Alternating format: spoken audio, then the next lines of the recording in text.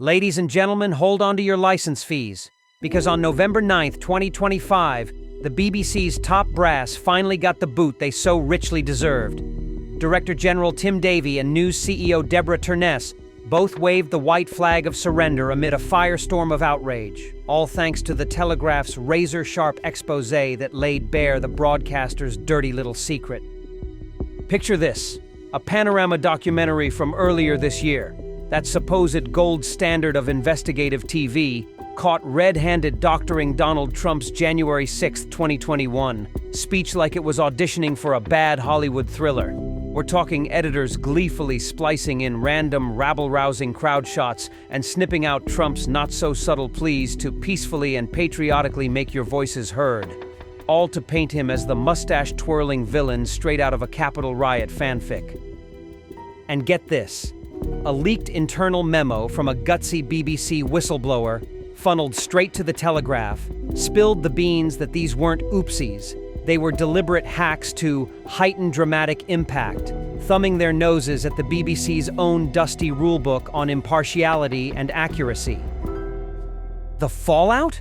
A bipartisan baying for blood, capped off by Trump's megaphone threat of a $1 billion lawsuit that had the board sweating bullets. Cue the Resignations, a desperate Hail Mary to claw back some sliver of public trust. In his teary goodbye note, Davie even copped to it being a serious error in judgment that torpedoed the BBC's sacred vow to factual reporting. Error? Try felony fraud with a side of fake news. Folks, this isn't some dusty footnote in the annals of media mishaps. It's a 5-alarm wake-up call blaring why integrity isn't just a nice-to-have for news outfits. It's the oxygen keeping the whole sham alive. Especially for the BBC, that taxpayer-funded fortress meant to shine as an impartial lighthouse in our roiling sea of tribal screamfests.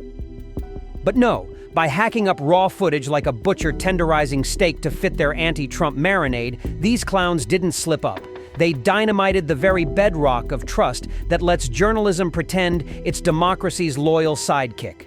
We poor saps flip on the telly, craving cold, hard truth, not some smoke and mirrors magic show cooked up to nudge our votes or vendettas.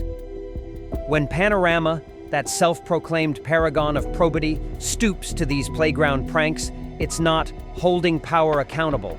It's hawking state-sponsored snake oil, turning viewers into suckers and supercharging the cynicism that's already got us all doom-scrolling in despair. Sure, the Resignations are a band-aid on a bullet wound, a token scalp to appease the pitchfork mob, but good luck gluing back the shattered faith of license fee suckers now side-eyeing every bulletin like it's a used car sales pitch. And don't get me started on the global fallout, partners bolting like rats from a sinking ship. The BBC's charter? It screams due impartiality from the rooftops, but this farce unmasks a slimy underbelly of bias where clickbait trumps truth every time. If they don't gut their editorial swamp, beefing up whistleblower shields and maybe deploying AI watchdogs that actually bite, they're doomed to devolve into yet another yapping echo chamber, their glittering legacy now just a punchline in the Hall of Media Hall of Famers. Shredding Dimbleby's villain Venn diagram victory lap? But enter stage left, the knight in slightly tarnished armor, ex-BBC bigwig Jonathan Dimbleby, dropping this gem on LBC that's gone viral faster than a cat video in a kennel. Strap in for the quote that defines delusion. If Putin, Trump, and Netanyahu are denouncing the BBC, it must be doing something right. Former BBC journalist Jonathan Dimbleby doesn't hold back in defending the broadcaster. There it is, captured in that cheeky X post from the station. A desperate pep talk to rally the demoralized masses, pinning a participation trophy on the BBC's bloodied lapel. Look, comrades, he's basically winking. If the axis of evil's got us in their crosshairs, we must be the good guys, right? On the surface, it's the snarky zinger that gets a golf clap from the besieged salon socialists. A cozy fireside fable for folks who'd rather high-five than fact-check. But oh, let's crack open this rotten egg of an argument. What parades as plucky pushback is really a masterclass in mental midgetry, dolled up as profundity. A shortcut to smugness that trades tedious evidence for a enemies list Easter egg hunt. For God's sake, journalists, Your North Star isn't a lineup of loudmouths with grudges. It's the granite gospel of true versus false, pixels of proof versus pixels of pixie dust. Dimbleby's got it ass backwards. Spot the baddies baying at your door? Quick, polish that persecution complex and prance like you won an Emmy. It's not a shield, it's a smokescreen, a frantic finger point at foreign fiends to filibuster the fiasco of falsified footage and fractured ethics right in their own backyard.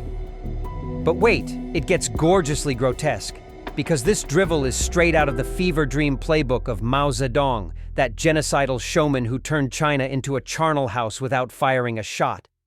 Yeah, that Mao, whose brain farts like the Great Leap Forward and Cultural Revolution racked up a body count of 45 or 100 million souls via starvation, show trials, and sibling slaughter. Folks dropped like flies in the name of progress. His killer catchphrase? We should support whatever the enemy opposes and oppose whatever the enemy supports. Genius wartime wisdom? Hardly. It was the fevered froth of a fanatic enforcing echo chamber extremism, where gray areas got guillotined and your street cred hinged on how hard you hated the them du jour. Dimbleby, bless his selective amnesia, is auditioning for Mao's ghostwriter. Why sweat the sweats of sourcing transcripts or timelines when you can just run a hate-o-meter on your hecklers? Envision the circus. A trial where innocence is inked not by alibis, but by the felonies of your foes. Pure poetry until your enemy clocks in as Mother Teresa, or your hero as Hannibal Lecter. Or how about a quack MD moonlighting as umpire? Nah, that lump's benign. Your nosy aunt despises it. It's not merely moronic. It's a merry-go-round of madness, grinding journalism's noble hunt for facts into a toddler tantrum of us versus them tag. In our carnival of counterfeit truths, we crave sleuths who sniff out reality like truffle pigs, not gas bags whacking moral moles with Mao's rusty hammer. Dimbleby's ditty might milk murmurs from the Metropolitan Mutual Admiration Society, but it paints the BBC and the whole sorry Fourth Estate as clowns capering in the dark, allergic to light bulbs and allergic to logic. Wake up, Jonathan. Hating the haters isn't heroism. It's how history's hacks go down in flames. And hey, if this rant lit a fire under you about the crumbling castle of media trust, do me a solid, smash that like button if you're as fed up as I am, hit subscribe so we can keep calling out these truth twisters together, and share this clip far and wide with your friends, family, and that one uncle who still believes the news is gospel. The more eyes on this mess, the harder it gets for the spin doctors to keep doctoring. Let's drag the integrity crisis into the spotlight where it belongs, one viral takedown at a time. Thanks for watching, and stay vigilant out there.